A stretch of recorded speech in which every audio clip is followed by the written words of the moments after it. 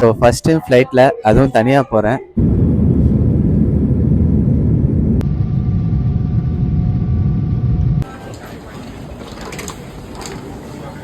உங்கள் எல்லாருக்கிட்டையும் நான் ஒரு ஷாக்கிங்கான கோஇன்சிடென்ட்டை ஷேர் பண்ணிக்கணும்னு நினைக்கிறேன்.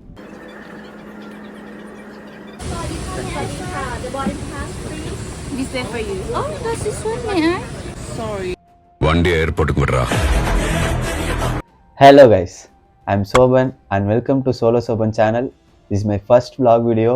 ஸோ கொஞ்சம் நர்வஸாக இருக்குது, பட் ரொம்ப எக்ஸைட்டிங்காக இருக்குது. பிகாஸ் நான் ஃபர்ஸ்ட் டைம் ஃப்ளைட்டில் போக போகிறேன். வாழ்க்கையில் ஃப்ளைட்டில் போனதே இல்லையா? வாழ்க்கையில் ஃப்ளைட்டே இப்போ தாங்க பார்க்குறேன். In this channel, I will be sharing everything. Career development, self-improvement, travel experience. So next few month என்னோட லைஃப்பில் ஒரு new chapter. My first flight experience, different country, different food, different people and of course self improvement videos. So first time ஃப்ளைட்டில் போகிறதுனால பேக்கிங்கே ஒரு கன்ஃபியூஷனாக தான் இருந்தது.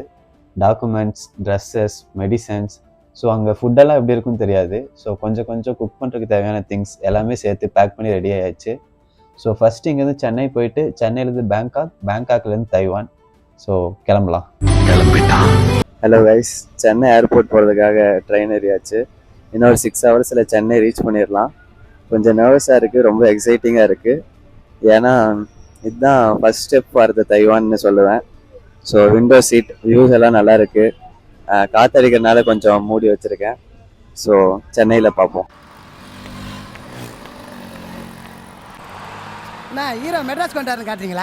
So guys, finally I am inside the airport now. நம்மளோட first flight journey இன்னும் கொஞ்ச நேரத்தில் start ஆக போகுது. பேகெல்லாம் கரெக்டான வெயிட்லேயே இருக்கும்னு நம்புகிறேன். நான் தான் கொஞ்சம் ஓவர் வெயிட்டாக இருக்கேன்னு நினைக்கிறேன்.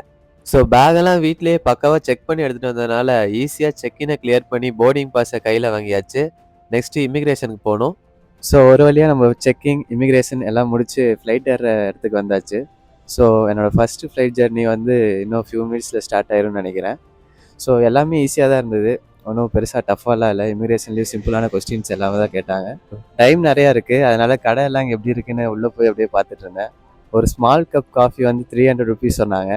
ஸோ நீங்கள் வெளியே ஏதாவது ஸ்நாக்ஸ் வாங்கிட்டு வந்தீங்கன்னா உங்களுக்கு கொஞ்சம் பெட்டராக இருக்கும். ஸோ ஃபஸ்ட் டைம் ஃப்ளைட்டில் அதுவும் தனியாக போகிறேன். கொஞ்சம் பதட்டமாக இருந்தாலும் ரொம்ப எக்ஸைட்டிங்காக இருக்குது. ஸோ ஃப்ளைட்டுக்குள்ளே போய் பார்க்கலாம். ஸோ காய்ஸ், ஆஃப்டர் 21 இயர்ஸ் வானத்தில் மட்டுமே பார்த்துட்டு இருந்த ஃப்ளைட்டை ஃபஸ்ட் டைம் இவ்வளோ பக்கமாக பார்க்குறேன். இன்னும் ஃபியூ செகண்டில் அதுக்குள்ளே ஏறவும் போகிறேன்.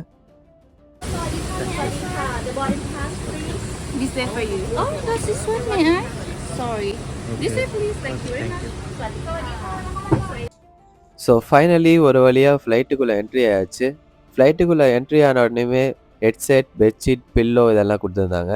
எல்லாமே பிரிக்காமல் ரொம்ப ஃப்ரெஷ்ஷாக இருந்தது. ஸோ நமக்கு முன்னாடி இந்த டிஸ்பிளேயில் நிறையா இன்ஸ்ட்ரக்ஷன் சொல்லிட்டு இருந்தாங்க. அண்ட் நம்ம போக போகிற கண்ட்ரியோட ஃபுட் அண்ட் கல்ச்சரை பற்றி நிறைய எக்ஸ்பிளைன் பண்ணிட்டு இருந்தாங்க. அண்ட் அப்படியே கொஞ்சம் திரும்பி பார்த்தா நல்ல வியூ தெரிகிற ஒரு விண்டோ சீட்டில் உட்காந்துட்டு இருந்தேன். நைட் டைமில் பெருசாக வேடிக்கை பார்க்க முடியாது, பட் அந்த டேக் ஆஃப் எக்ஸ்பீரியன்ஸ் எப்படி இருக்கும்னு நம்ம ஃபீல் பண்ணுறதுக்கு ரொம்ப நல்லாயிருக்கும். ஃபர்ஸ்ட் டைம் ஃப்ளைட்டில் போகிறதுனால எப்படி சீட் பெல்ட் போட போகிறோன்னு ரொம்ப யோசித்தேன், பட் ரொம்ப சிம்பிளாக தான் இருந்துச்சு.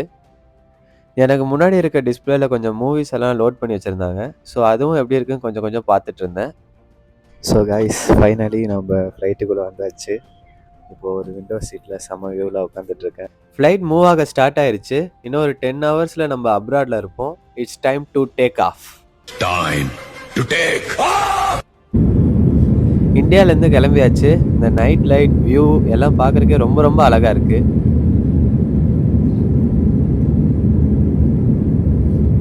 உங்கள் எல்லாருக்கிட்டையும் நான் ஒரு ஷாக்கிங்கான கோஇன்சிடென்ட்டை ஷேர் பண்ணிக்கணும்னு நினைக்கிறேன். 3 இயர்ஸ் பேக், சேம் இதே மந்த் இதே நாளில் என்னோடய இன்ஸ்டாகிராம் பேஜில் நான் ஒரு ரீல் போஸ்ட் போடுறேன். இப்போ வரைக்கும் அதை நான் டெலிட் பண்ணாமல் தான் வச்சுருக்கேன்.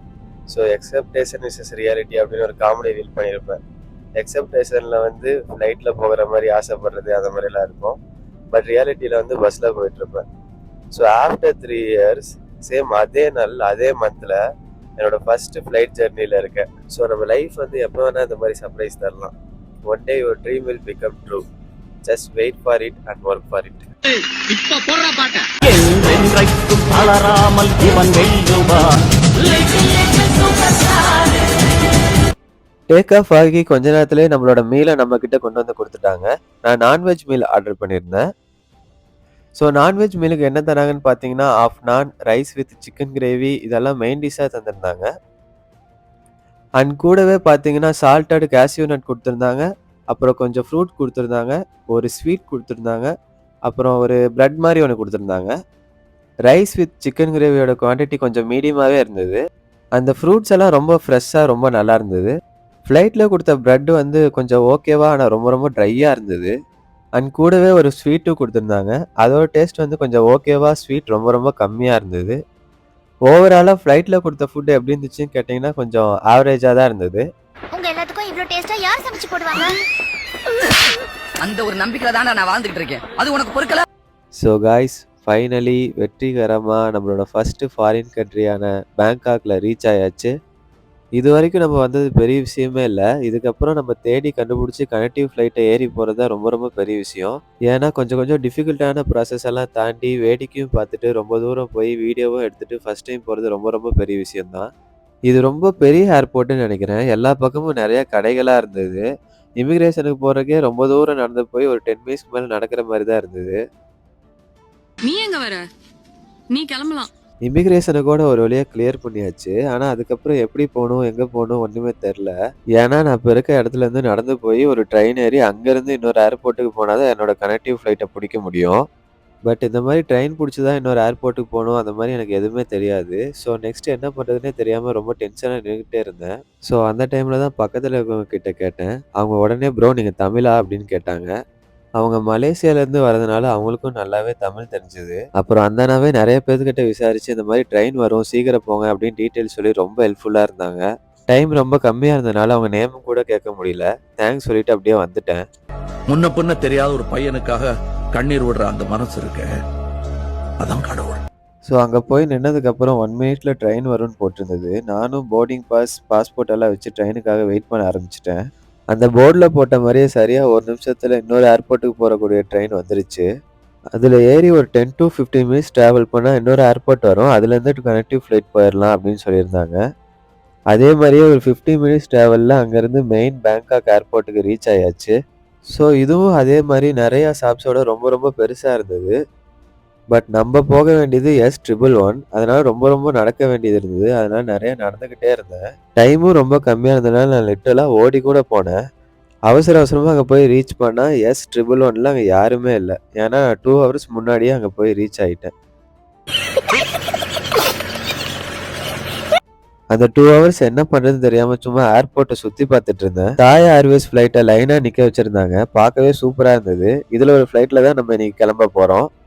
2 ஹவர்ஸ் கழிச்சு டிக்கெட் எல்லாம் செக் பண்ணதுக்கப்புறம் ஒரு வழியாக ஃப்ளைட்டில் உட்கார அலோவ் பண்ணாங்க. ஸோ அந்த ஃப்ளைட்டில் தான் நம்ம இன்னைக்கு கிளம்ப போகிறோம்.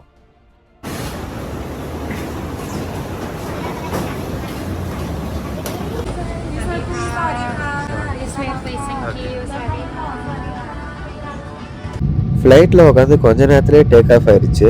போன ஃப்ளைட்டை விட இது பகலில் இன்னுமே பார்க்கறதுக்கு ரொம்ப அழகாக இருந்துச்சு.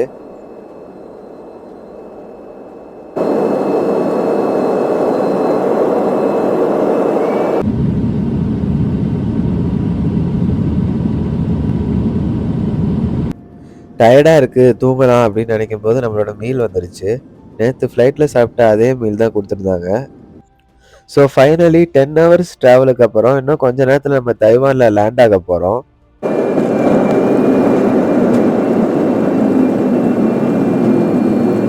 அவ்வளோதான் கைஸ், ஒரு வழியாக இமிக்ரேஷனையும் முடிச்சு நம்ம பாஸ்போர்ட்டில் ஃபஸ்ட்டு ஃபாரின் கண்ட்ரியோட சீலையும் வாங்கியாச்சு.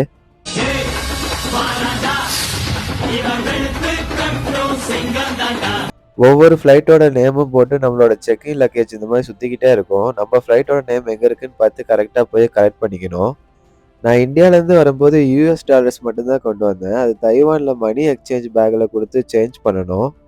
தைவானோட 1000 நோட்டு இப்படி தான் இருக்கும். என்டிடியாக சேஞ்ச் பண்ணதுக்கப்புறம் நமக்குன்னு ஒரு சிம் கார்டு தனியாக வாங்கணும். அதுக்கப்புறம் MRTயில் போகிறதுக்காக ஈசி கார்டு வாங்கிட்டு MRT மேப்பை கரெக்டாக பார்த்து நம்ம யூனிவர்சிட்டிக்கு கரெக்டாக ரீச் ஆகணும். ஸோ அங்கே கலராக நிறைய ட்ராக் இருக்கும். அது மட்டும் இல்லாமல் இந்த ஊரோட பேர் எதுவுமே நம்ம வாயிலே நுழையாது. அதை கரெக்டாக ஞாபகம் வச்சுட்டு போய் நம்ம எங்கே போகணுமோ அங்கே போய் சேர போகிறோம். ஏதோ பராக் ஊரா அங்க வர சொல்றாரு பஸ் ஏறி. நம்ம சேஃபாக லேண்ட் ஆகி கரெக்டான ட்ரெயின்லேயே ஒரு வழியாக ஏறியாச்சு. இனிமே எங்களோட வாழ்க்கையில் எந்த பிரச்சனையும் வராது. ஸோ கரெக்டாக 3 ட்ரெயின் மாதிரி யூனிவர்சிட்டி கிட்ட வந்தாச்சு. இன்னும் கொஞ்ச நேரத்தில் இறங்கிடலாம்.